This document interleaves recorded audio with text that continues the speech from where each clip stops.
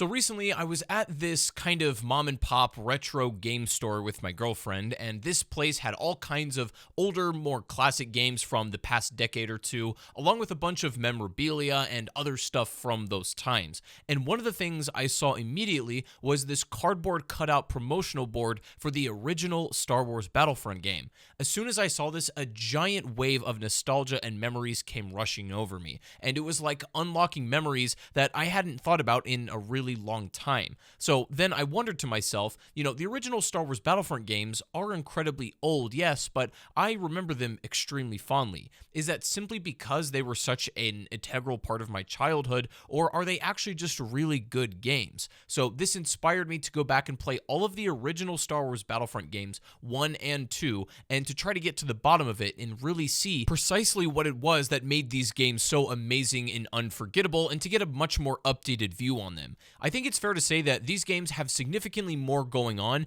than I originally could understand or comprehend when I was younger, and the fact that these became instant classics with the world indicated that there's something truly special about these games in particular, and how they represent a much different time in the era and industry. But are they actually just as awesome as I remember them being? Well, that's a good question. Because here's the weird thing, even though these games are extremely similar in terms of how they're laid out, the content within them, the basic structure and everything like that, they actually are very different in a lot of ways too, and the amount of changes and polish, even though the second Battlefront only came out about a year or so after the first one, is pretty insane. And so I feel the best thing to do is analyze these games in the order that they released, so starting with the original Star Wars Battlefront Classic.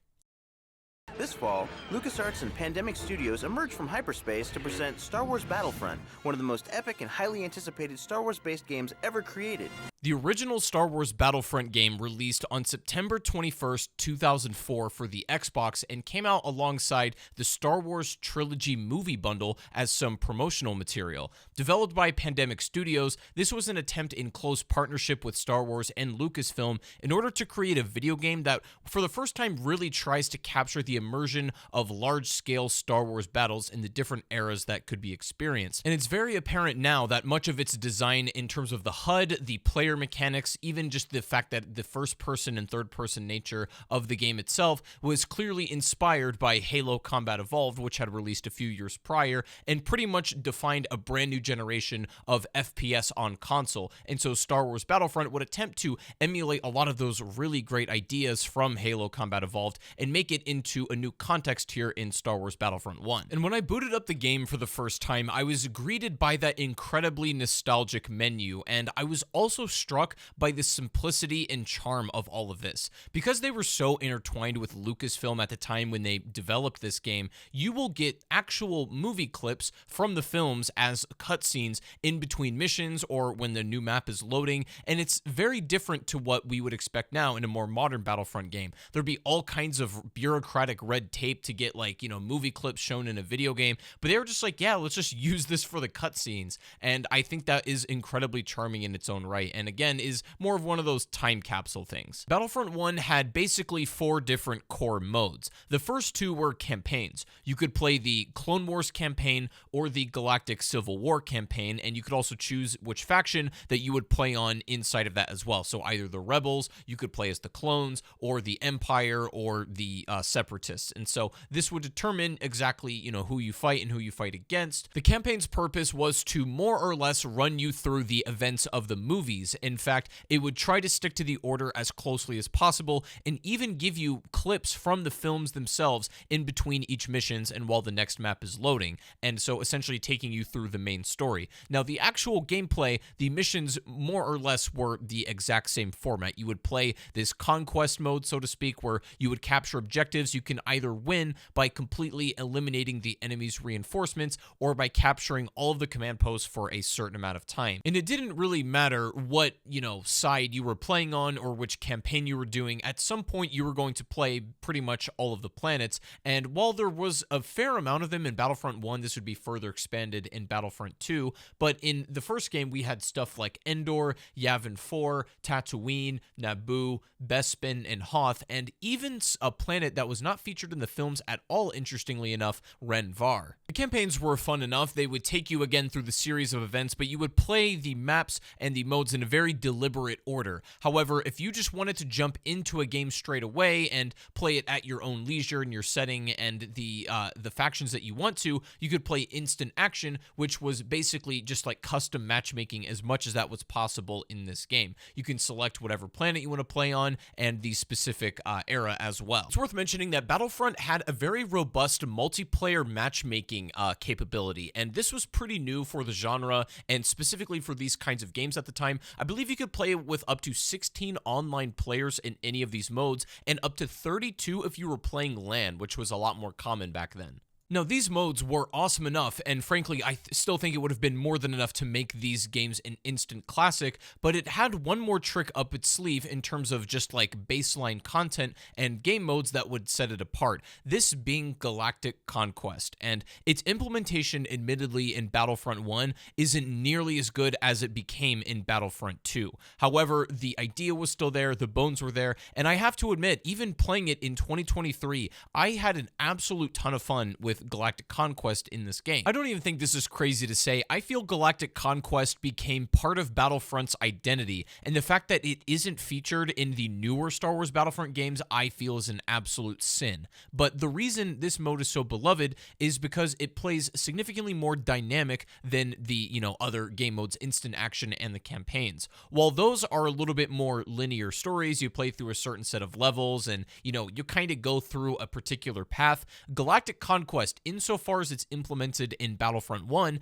is more like this tug-of-war game, where you play as a faction and you need to fight for control and contest against the other faction that's pulling back. The game only ends once one faction has taken over all of the planets, and you want to swing the momentum in your favor to get more and more. And with each subsequent planet that you do encounter and, overcome and capture, you get a bonus that you can apply into your next game, such as like extra bonus reinforcements or even bringing a hero into the next match. While we're on the topic of heroes, while Battlefront 1 did feature a pretty decent roster of them, you've got like Mace Windu, you've got Darth Vader, you've got, I guess this is Luke Skywalker. This ain't Luke, bro. What is this? You had some pretty cool heroes in the game, admittedly, but there was just one problem. You couldn't actually play as any of them at all. You could have the hero drop or, spawn them into your next match, but they were just a CPU that would run around and kill stuff, and to make matters worse, they were completely unkillable through traditional means. You couldn't deal enough damage to take them out, you couldn't even blow them up with a vehicle. I mean, these things were busted, and admittedly, in the year of our Lord 2023, its implementation was a little goofy. There was only one method you could use to kill off heroes in your game, and it was not intended. You would have to somehow push them off the map or make them go out of bounds to where they could not return. That was the only actual way to kill them, and on some maps that wasn't even really a viable option. Each planet had its own set of unique vehicles, sometimes even being aircraft vehicles as well. Most of them were grounded, however, but stuff like, the Naboo speeders were insanely busted. A lot of the vehicle gameplay was actually very smooth for a game that came out this long ago and was a giant part of the core gameplay loop match to match. When it comes to core gameplay, most of it was focused on, the moment-to-moment soldier action. You would play as a ground troop, and you had a couple of different standard options that went for every faction in the game. Your basic assault rifles, your heavy troopers, your shotgun troopers, snipers, etc. But depending on maybe the specific team you're on, for example, if you're playing as a separatist, you could play as a droideka, as a special troop. And let me just say right now, this thing was absolutely broken. Droidekas are by far the best troop in the game, and it's not even close. This is before the days of balance patches too, and you can be assured that if this was a live service game or even something that was just released in more modern times, the Droidekas would have been rebalanced in an instant because they are just almost uncontested the best kind of troop in this game. Now, there are some contenders, right? There's a few jetpack troopers that can fly or heavies that can also deal with them, but Droidekas and their almost indestructible shield in this game certainly set set them apart. That was the big difference that would be catered to in their next title. And when replaying Battlefront 1, I remembered why I fell in love with this series and why Battlefront became so special to me in my childhood and had such a large impact. But admittedly, I will say that I feel Battlefront 1, even in comparison to their next title, is somewhat lacking in terms of features and things to do, and even variety in gameplay. Like, Battlefront 2 is such a giant step forward from this title, even though it was released only about a year later, that it seems like, this would have been a game that's 10 years in development with the amount of innovation and changes that they brought alongside it. I do give Battlefront 1 a ton of credit for establishing the Battlefront formula and getting this large-scale battles right in a way that hadn't been done previously on console, and certainly not in the Star Wars universe, and making a shooter that felt this fluid and fun and, exciting on this kind of tech and engine was a feat that I feel deserves credit all day. But despite all of its good things about it, I still feel it leaves a lot to be desired. And even though Battlefront 2 only came out just about a year later, Pandemic Studios really listened to a lot of the community feedback about Battlefront 1 and implemented a large amounts of it that ended up shaping that experience to be what it is today. I would describe them as like Battlefront 1, even though it is a very quality game and it's amazing, it feels like it's significantly more dated than even Battlefront 2, which is only like a year younger than it, which it makes a world of difference. But I think it is not to say anything bad about the quality of Battlefront 1, more so it highlights the actual perfection and the masterpiece that Battlefront 2 would really shape out to be. The innovation and the improvements and the, listening to community feedback and really coming into their own as a development studio really shown in their next title. Really major enhancements to the game. The first one is that you can fly in space. You got space combat in Battlefront 2. It's all new to Star Wars Battlefront 2. These really massive, immersive space battles. The heavily anticipated follow-up to this instant classic would release on October 28th, 2005. And damn, I gotta say, I think this has one of my favorite main menus of a video game possibly ever. I think Halo 3, Black Ops 1, and Star Wars Battlefront 2 are a few of the most memorable and iconic main menus of all time. But the jump in quality and charm at the main menu is merely the tip of the iceberg. Battlefront 2 would be a true sequel in the sense that it was a giant step forward in innovation and new ideas in polishing their core gameplay loop. Battlefront 2 needs to be studied. Like, this should be examined in a way where this is how you make a sequel of an already successful game, because some of them just don't understand it. You know what I mean, right? Like, there are certain games that have come out recently and been insanely popular only to have a pointless sequel that is largely the original game with just a few meaningless changes or additions for the sake of it and calling it a day. Not pointing any fingers, but this has been an increasingly common pattern in the industry as of late. But, almost 20 years ago, Star Wars Battlefront II took a look at virtually every single mode, mechanic, and system from Battlefront 1 and found a way to extrapolate upon them and improve. Battlefront 2 is generally regarded, I think, as the more popular and better one, all things considered, but again, that doesn't disparage the quality of the OG. In other words, Battlefront 1 was phenomenal, but Battlefront 2 became godly. But why exactly? And how did Battlefront 2 manage to be so much better, and more so than that, become a game that's remained culturally relevant almost 20 years later? I feel there's a lot to unpack about this one that makes it so special, but let's talk about some of the improvements that it made over the original game, because first and foremost, that's the thing you're going to notice when playing them side by side. I mentioned in the original game, it had the campaigns, the instant action, and Galactic Conquest. That was essentially the main modes of content that you could play. And Battlefront 2 also has all of those things, but takes them one step further. For example, the campaigns in Battlefront 1, they were basically the same gameplay scenarios as instant action. There was very little core gameplay differences in the match-to-match experience, but the campaigns in Battlefront 2 had you actually doing unique objectives and little tasks that were not present in any other mode outside of that campaign, giving it a bit of an identity and making it feel special. The campaigns are actually a lot of fun, and while they do still have that format of kind of following the films to some degree, it doesn't just use movie clips for cutscenes like the first game did. There's some actual unique in-game stuff going on, which is really neat, and you can tell that they were passionate about that experience and wanting to make it a lot better. But the real meat of this game, I believe, is found in the instant action playlist and also my boy Galactic Conquest, because Jesus Christ, they cooked. The most obvious improvement to point out in Battlefront II over the original game is the fact that heroes now became playable, and this was huge because I'm not really sure why in the original Battlefront heroes weren't playable. I don't know if they just didn't think about that, or they thought it would be broken, or they had a hard time programming it. Maybe it was a technical reason. I really don't know. But, a year later in Battlefront II, not only did they make heroes playable, but there's a lot in this game, and they're not all copy-paste of each other.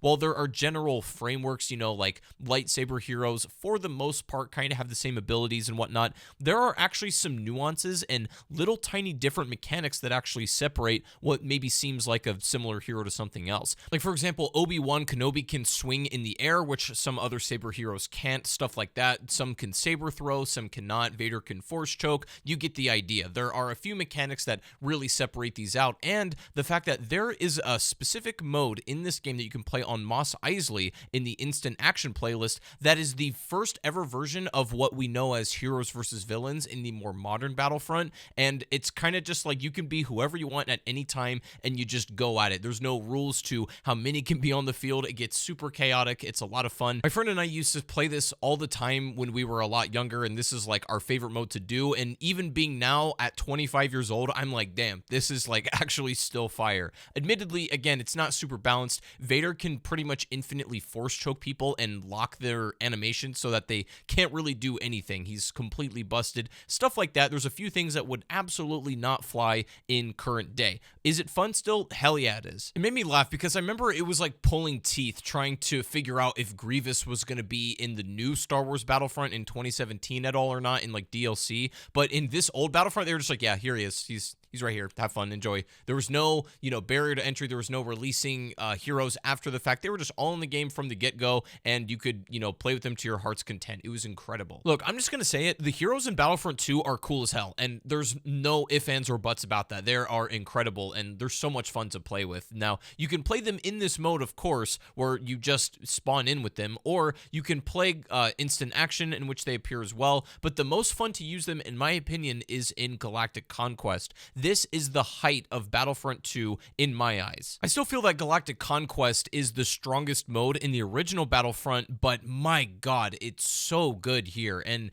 again, it's an actual crime that the new modern-day Battlefront games don't have something like this. And perhaps this is a bit ignorant of me to say, but I feel like Galactic Conquest wouldn't be that hard to implement into a newer Battlefront game. And it was such a missed opportunity with the one in 2015 and the newest one in 2017 to not have something like this, because all of the base layer mechanics are already there. It's just that Galactic Conquest is set up in a way where, it's this very unique formula, but it's using everything that's already in the base game. And I felt like they could have done that with the newer Battlefronts, but I digress. Why is Galactic Conquest in Battlefront 2 so damn good? I think this is for a few reasons. In the original Battlefront, Galactic Conquest is cool and it's fun, but it's still somewhat linear, and the game gets a little repetitive. There's not as much variation in between games. The bonuses aren't quite as cool, and you don't have as much player choice. Battlefront 2 comes around, and it's not like this linear game anymore. You have this top-down view of what's almost like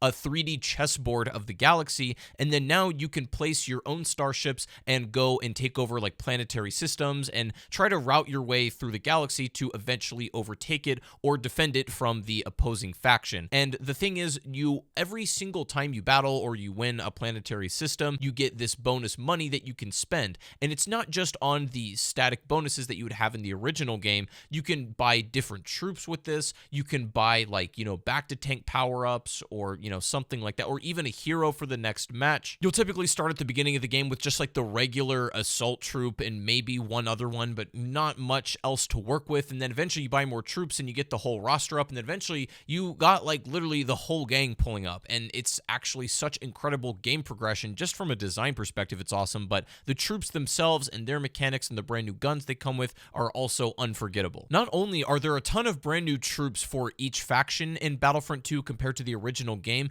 there's also this in-game mechanic that I really like that I don't think gets talked about enough, and that's the fact that the game rewards you in the match for doing well. If you go on a certain high kill streak, with every single class, you get this different like mastery weapon. So, if you're choosing like the regular assault rifle, eventually it will become this upgraded battle rifle that's like a 3-round burst. And if you stay alive and keep getting more kills with this battle rifle, you'll eventually wind up having this damage boost stat, and you can just go around and one-tap people. It's honestly broken, it's insane, but it's one of these incredibly charming mechanics that is so subtle, but it's, again, an objective improvement over something in the original game, and it's like one of my favorite aspects of Star Wars Battlefront 2. And it doesn't just go for like the regular blaster. It's like every single trooper in the game gets their own little mastery weapon. It's so much fun. Now, I need to spend some time talking about perhaps the greatest improvement ever to Galactic Conquest and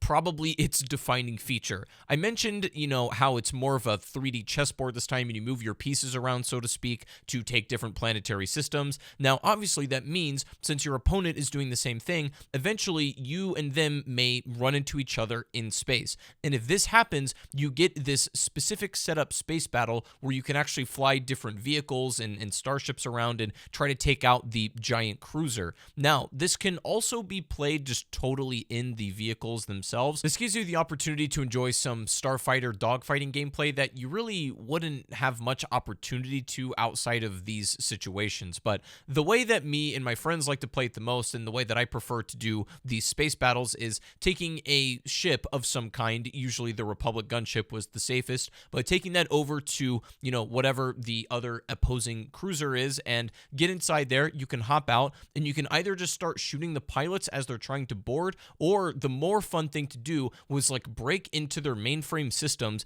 and try to take down all of like the little support systems that they have, right? They have like the power, the life support, the engines, the shields, etc. You can disable basically the main cruiser, and doing so would not only reward you probably with that kill streak mastery weapon, but would give you a significant boost in battle and would pretty much guarantee that your side would win. It's so good, and I think the only thing that could have made this better is what they tried to do in early Battlefront 3 gameplay, which is the fact that people wanted like ground to space battles. When you have a space battle, you start out in space and it begins and ends there. But the idea in Battlefront 3 was going to, you fly from a planet up into the sky and then engage in a space battle in a very seamless way. That would have been the only way to raise the stakes a little bit on the otherwise absolutely perfection of the space battles in Battlefront 2, because I also think that they serve a very particular purpose in Galactic Conquest, because it breaks up some of the monotony of the game-to-game battles of, just being ground troops and taking the planetary system. You never really knew when the space battles were going to occur because the opponent may make a move you didn't expect or something like that. Basically, it would break up potentially repetitive gameplay and keep the entire match feeling fresh. And I really felt that to be true even playing it in 2023, because I would, these games can potentially go on for hours and hours, but it never felt boring or monotonous or repetitive at any point during my playthrough. And I think a lot of that is thanks to these incredibly intricate and fun space battles. Galactic Conquest is far and away the best thing in this game, period. And I feel it's what's most closely associated with Star Wars Battlefront 2 in terms of its identity. Like when people think of the game, I believe this is to some extent what they're picturing in their head, or at least that's a big part of it. Now, the saddest thing is, because Battlefront 2 was so good, you would assume that immediately the first step would be to make a Battlefront 3, but why isn't there one? Now, I'm not going to go into the full detail of the story of, what happened to Battlefront 3. There's a lot of videos on YouTube that cover the history of that if you want to look into those. This video is more about the first 1 and 2. But I will say there is a little bit of gameplay that did surface of prototyped Battlefront 3, and it's exactly what we were describing earlier, where they were trying to take even this formula and take it a step further with the ground-to-space battles and so on. Now, don't get me wrong, I think Battlefront 1 is a timeless classic. I think it is a gem of all video games, and, the industry would not be where it was, and specifically Battlefront Battlefront would not be what it was without this game. But admittedly, I played a lot more Battlefront II on my revisit. And the reason for that is what I described a bit earlier, where the original Battlefront just feels a lot more dated compared to the second one, even though they're only about a year apart. It's very apparent, and I just think there's so much more to do. There's a lot more depth to the systems in Battlefront II, and I think it's overall a better game. While OG Battlefront can be rightfully credited for birthing and spawning a lot of these amazing systems, I just think Battlefront II is such an improvement, and it's no wonder this game is an absolute classic according to most people, and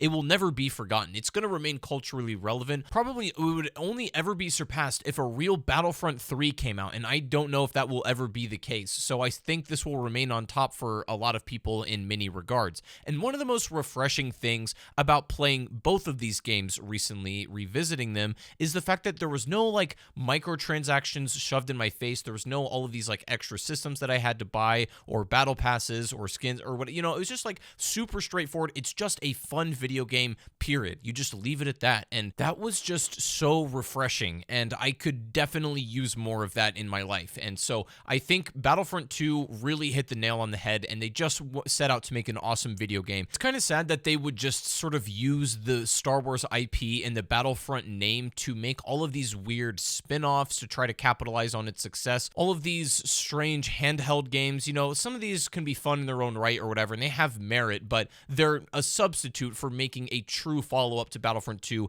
and doing a Star Wars Battlefront 3. It's never been done before, either in this era and the modern era, and so it's kind of pointless to speculate about. But the neat thing is how well these games still hold up with time. Again, Star Wars Battlefront 2 is way better aged than the original, but however, they're still classics, and I had an absolute blast revisiting both of these. They were so much fun just to play and immerse myself in, and I felt that Battlefront magic that I had felt as a kid. I didn't think that would be possible, but it came back to me, and they are still worth playing in 2023.